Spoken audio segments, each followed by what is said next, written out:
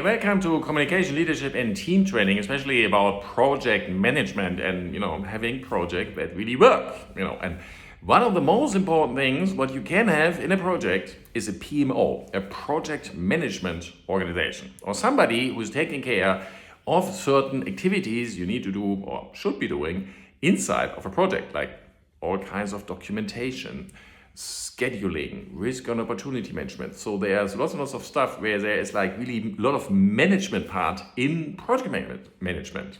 But project management, there's like in each project or like in all kinds of, there's leadership and there's management, and good leader can do both. But there's also like, if the project is growing, it's a good thing, especially if you have let's imagine you have something like 50 to 100 people in the project and you are the leader. You should be really doing the leadership kind of that part, because that's like the most important one. You have to focus on your leadership. And you have to it's a good idea to have somebody who's taking care of the management part. Yeah? Because like there's two things here.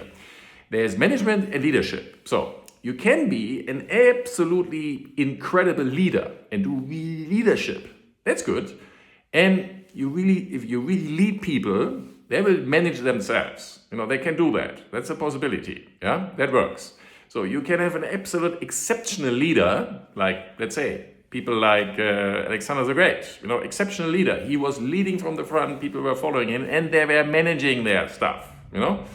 He wasn't. He was focusing on the management part. A lot of good leaders were doing both. Yeah, but if you just do management and you don't do leadership, that sucks. Really, it's really bad.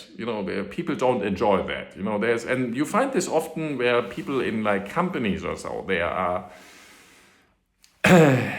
like really disengaged. You find like surveys where in organizations and companies, it's quite common that there's just a few people, like maybe 20% or 15 if you are good, 15 to 20%, which are like really engaged. They really want to work on the company and stuff. There's a huge part which is like just there for the money and don't really care. And then there are some people who are actively boycotting and doing things counterproductive. So that happens, in organization quite a lot. Why? One of the main causes is you have managers, but they are not leading. So there's a leadership aspect and there's management aspect. So, and if you are really good in leadership, like you can empower people, you engage them, you show them where to go, you organize structures, that stuff happens and people can take care of themselves. That's like all kinds of leadership activities. Management is then really like it's both important, Perfect is when you have like absolutely good leadership qualities and you can also do the management part very well. But there's like, let's say from personality wise, it's like leadership is like one thing, and then you have to like switch into this kind of business management mode. And it's a good thing if it's ever possible, especially when the team is larger. If you have a very small team, you just combine all the things. That's good.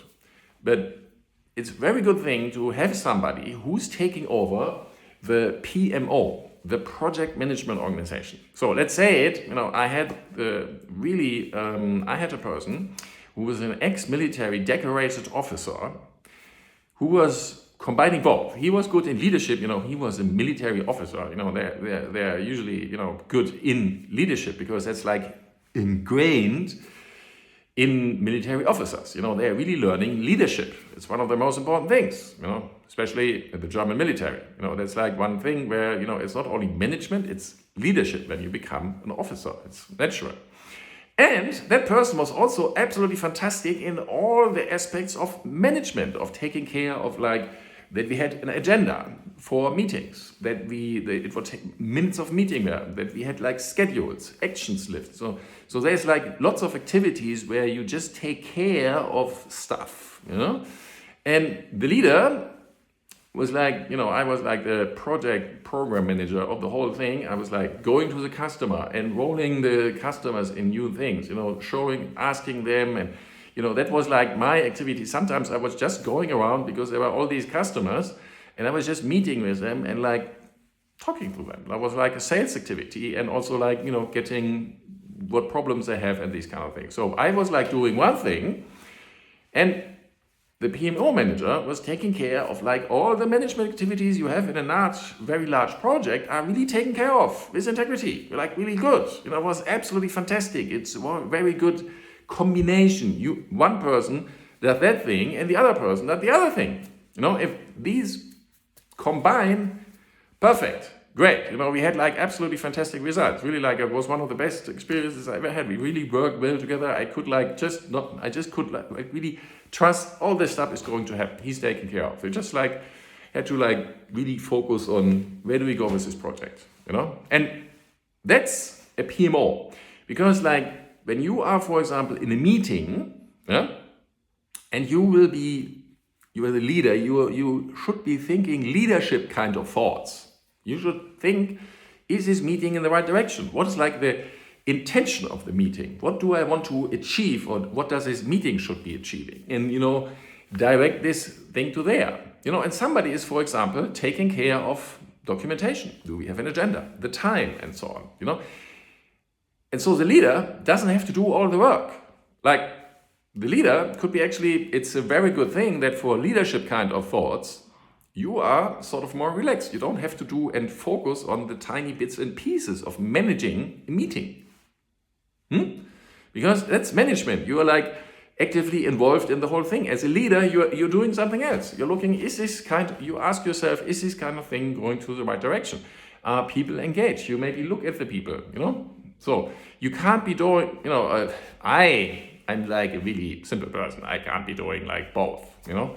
I can do the one thing and focus on like, you know, the timing of the meeting and stuff like this, but like, is it all good? It's good if you just make teamwork here and have like two people. And the one who is then maybe most talking inside of a meeting isn't the one who's leading. By the way, if you ever want to learn something really cool, it's a Harvard technology.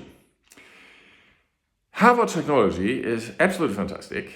You really should be looking it up. And there's like two things in there. Like a lot of people think the one who is leading the meeting is the one who is talking most. No. In Harvard technology, you know, one of the key things there is, you know, Harvard negotiation, Harvard, you know, what they define as leading a meeting, the one who is asking questions is leading. So imagine that, you know, a lot of times, for example, salespeople, they go and think they lead a meeting by just talking a lot. You know, I have been with salespeople at clients and I thought, hey, you're just talking, and you're not getting anything from the client.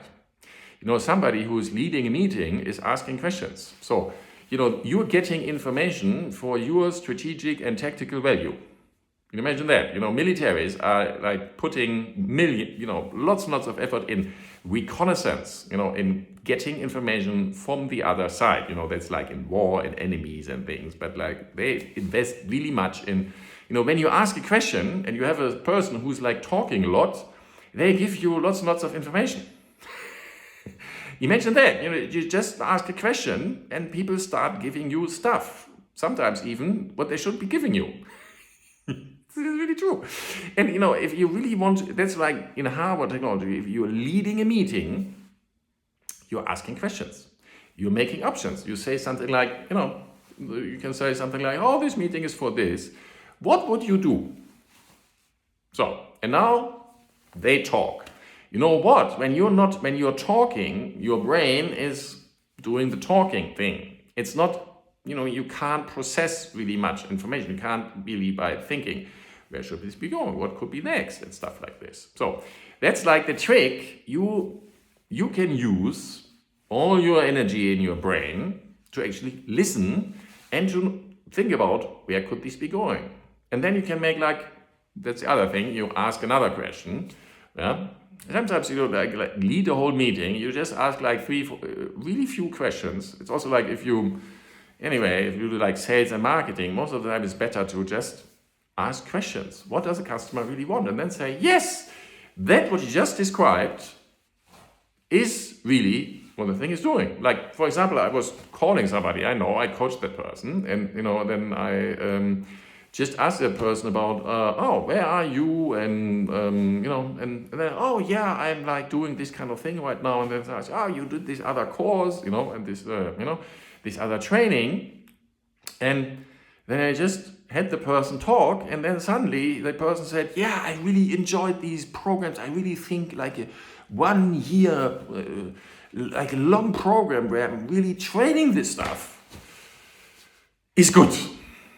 So, and exactly, I was like calling that person, especially to say, hey, there is this like 1 year program where you can go in and really learn this, And so he just was like giving me the whole opportunity to say, yes, that's exactly what this program is about, and just by asking questions. And not by telling them, oh, that's like the program. Most people think they have to tell other people. I'm telling you something like, well, because, if I just ask questions and I'm not doing it, the video is really like sort of a little bit boring, But we were like hey, leadership is not talking. It's not managing. If you are managing a meeting, you're not leading, you are managing. That's a management activity. You're like, taking track of time. If it's an online meeting, you have to say who's going next, But, the leader is the one who's like, okay, where are we going to go with this? Is what we planned, is it going to happen? Is there like anything open? Is there like do I see that somebody is there like a conflict which has to be solved? Or do I is there certain actions which have to be taken? Is what we are doing the right thing, or should we be doing something else? You might come up with an agenda and then say, no, we have to make a break here. We have an agenda, but like we skip some points now, we change it when we do that thing, because that's like really necessary right now. No? That can happen, because that's like the way it is. You have to, that's what a leader would be doing. You are like looking, is a meeting, you are thinking different thoughts. You ask yourself different questions as a leader, and you don't have to do much. Yeah? By the way, if you want to really watch a very nice video, go to YouTube, go for Game of Thrones, and go for Lannister. It's Tywin Lannister, and it's Tyrion. And they're in the small council meeting, and I think it's like Joffrey is, it's about Joffrey as well, and Joffrey is going to be sent to sleep. Yeah, and you will see that there are a lot of people talking quite a lot, but the one who is leading the meeting, and I'm not going to tell you anything, but who is really leading the meeting, that person isn't really saying much. That's like the thing. So if you are leading something, especially in Harvard technology, you don't have to say much. I've been, I was involved in negotiations which involved hundreds of millions of euros. Really. There was lots of money in negotiations at stake. 100+ million of euros we are talking about. We were hiring a very, very good negotiation expert to train us in negotiations. Why? Because, you learn from people who really know their business. And that guy said, there's like, there has been meetings where he was coaching his clients, and then they were coming and nobody was actually saying something. Why? Because they knew whenever you start talking, that's not reading. So they were like, not even saying hello. They were just sitting there watching each other, and there was like the tension in the room, and then, somebody broke. Not the one who the client was. Why? Because, you get trained in not talking. You were trained in asking questions. Yeah? And putting some stuff on the table. Yeah? But there has really what most people think how negotiations are, they aren't. At least not effective ones. You can still do what you want, but you're selling something, enrolling something into somebody into something is like a negotiation. It is it's Harvard technology, really clear. Leading is not managing, something else. And what most people think when they're leading, you are the one who's talking most in a meeting. You're not the leader. You might be the leader, but maybe there's even an informal leader who's just asking the right questions. That person's actually leading the meeting. You're just managing it. Think about this.